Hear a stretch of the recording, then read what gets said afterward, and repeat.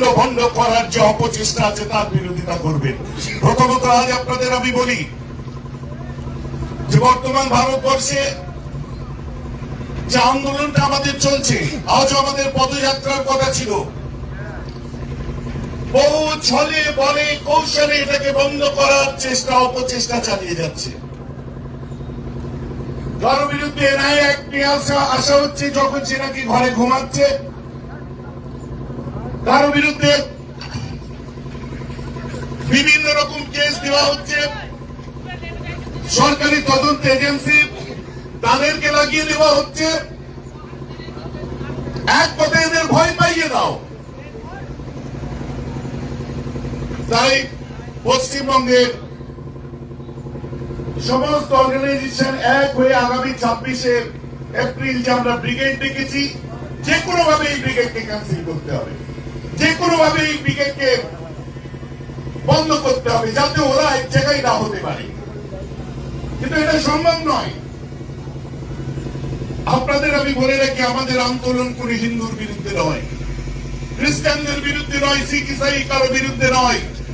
আমাদের আন্দোলন হচ্ছে সংবিধান বাঁচাও আন্দোলন, যে সংবিধান বাবা সাহেব আম্বেদকর আমাদের কাছে দিয়ে গেছিলেন, যার মধ্যে হিন্দু মুসলিম শিখ ইসাই সর্বধর্মের ধর্ম পালনের স্বতন্ত্রতা অধিকার আমাদেরকে দিয়েছে, যে সংবিধান আমাদেরকে বাঁচার অধিকার, নিজের চলার নিজের খাওয়ার সবকিছুর অধিকার দিয়েছে, সেই সংবিধানে হাত দিয়েছে। তার জন্য আজকে সারা দেশ গড়ে উঠেছে। শুধুমাত্র মুসলিম নয়, আজকে পার্লামেন্টে তাদেরকেও ধন্যবাদ জানাই, শিখরাও গড়ে উঠেছে, পার্লামেন্টে দেখুন হিন্দুরাও গড়ে উঠেছে, আজকে বিভিন্ন স্তরে বিভিন্ন সংস্কৃতির মানুষেরা গড়ে উঠেছে। কারণ যে সংবিধানকে নিয়ে ছেলে খেলা করা হচ্ছে।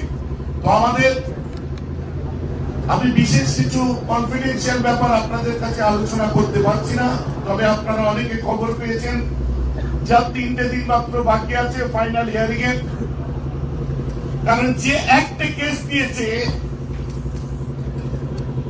কত রকম কৌশল করছে, আর 3টে দিনের জন্য আমরা একটু সবর করবো, বরদাস্ত করবো। যার জন্য বিভিন্ন এলাকায় আজ আমি বারণ করেছিলাম যে আমাদের সভাটা বা বিভিন্ন জায়গায় যে সভা, মুসলিম পার্সোনাল ল বোর্ড থেকে নিয়ে সবাই বলছে আপনারা একটু ছোট করুন।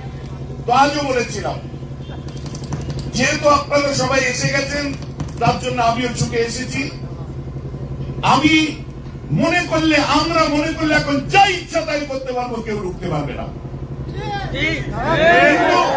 আমরা সম্মান করি,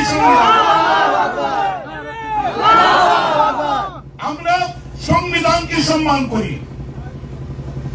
পুলিশ প্রশাসনের ভাইরা আমাদের কাছে, আপনারা ভাবলেন ভাইজানের সঙ্গে আলোচনা করতে এসেছি, আমার সঙ্গে আলোচনা করতে আসেনি। আমাদের সিদ্ধান্তটা জানিয়েছিলাম তাদেরকে যে আমরা এই পথে এগোতে যাচ্ছি। কারণ আপনাদেরকে বলি, এই আন্দোলন আজ আমাদের এখানে শেষ নয়, এটা সবে মাত্র শুরু। পা করে আন্দোলনটা হাঁটতে শিখেছে মাত্র। অনেক কিছু বাকি আছে, শাহিনবাগ এখনো বাকি আছে, অবস্থান বিক্ষোভ বাকি আছে, অচল করে দেওয়া বাকি আছে, অবরুদ্ধ করা বাকি আছে, এখন অনেক কিছু বাকি। এই হুজুকে বাটালের মতো 10 দিনে 5 দিনে আমরা লাফালাফি করলাম, আর ওই থামস আপের ফ্যানার মতো তারপরে শেষ হয়ে গেল, সর্বোচ্চ হয়ে গেল। ও আন্দোলন করে কোনো লাভ হবে না।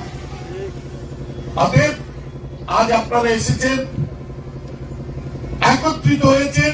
আমি বলবো আপনারা আপনাদের প্লাকেট গুলোকে নিয়ে একটু বিভিন্ন হাতে দিয়ে দূরে দূরে সরিয়ে একটু দিন, সবাই যাতে পড়তে পারে। আজ আমরা বান্দা কালা কানুন, আজ আমরা কালা কানুন, যে এই কালা কানুনকে পড়াবো এখানে দাঁড়িয়ে। সংবিধান বিরোধী আর কি আছে বাকি রেখেছেন?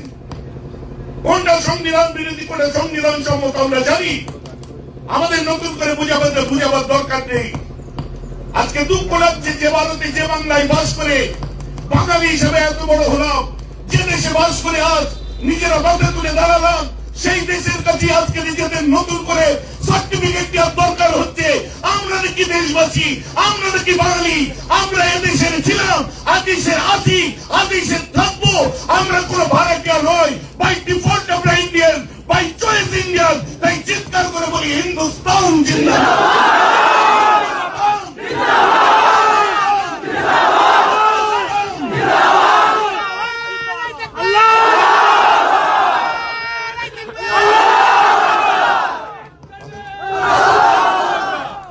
অতএব আফসোস লাগে আমাদের, আজ নতুন করে যখন প্রমাণ দিতে হয়, তো আজ আমি এখনই বলে শেষ করে দিলে হবে না। আমার যে সমস্ত গণ্যমান্য ব্যক্তি যারা আছেন তারা একটু বলবেন, তারপরে আমাদের আমি বক্তব্য দেব, এরপরই আপনার যে কালা কানুন বিল, এবার যাকে যাকে পোড়ানো দরকার পোড়ান, আমার আপত্তি নেই। যে সমস্ত কালপিটদের মনে হচ্ছে সংবিধান বিরোধী, যাদের মনে হচ্ছে সংবিধানকে লুণ্ঠন করছে, যাদের মনে হচ্ছে স্বৈরাচারী, যার খুশি কুশপুতুল পোড়ার আমার কোন আপত্তি নেই, এটাও সংবিধান সম্মত। অতএব আপনারা এসেছেন ইমানি দায়িত্ব পালন করতে, আপনারা এসেছেন নিজের অস্তিত্ব নয়, বাংলা নয়, ভারতের সংবিধানের অস্তিত্বকে বাঁচাতে। অতএব এক এক করে আমাদের বক্তারা বক্তব্য দেবে। উঁচু জায়গায় যারা আছেন আপনারা একটু বসে পড়ুন, পিছনে মানুষ আছে দেখতে পাবে না।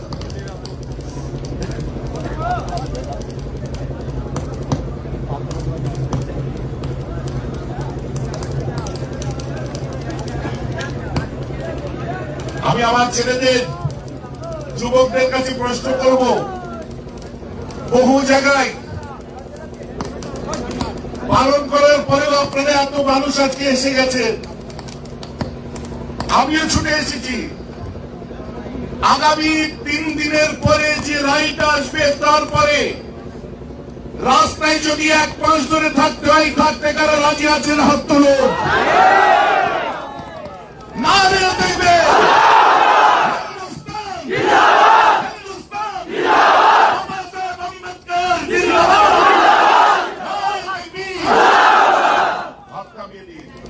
আজ এখানে শপথ করলেন, আল্লাহ দেখলেন, আল্লাহ সম্পত্তি রক্ষার শপথ করলেন।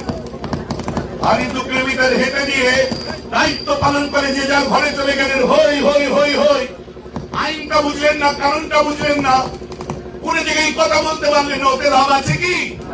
অতএব রাস্তায় নেমে আমাদেরকে থাকতে হবে। ওই রকম ট্র্যাক্টরকে রেডি করুন, ওই রকম ট্রলি রেডি করুন। রাস্তার মধ্যে যে আমাদের বসতে হবে, ওরা 3% যদি পারে, আমরা 30% কেন পারবো না?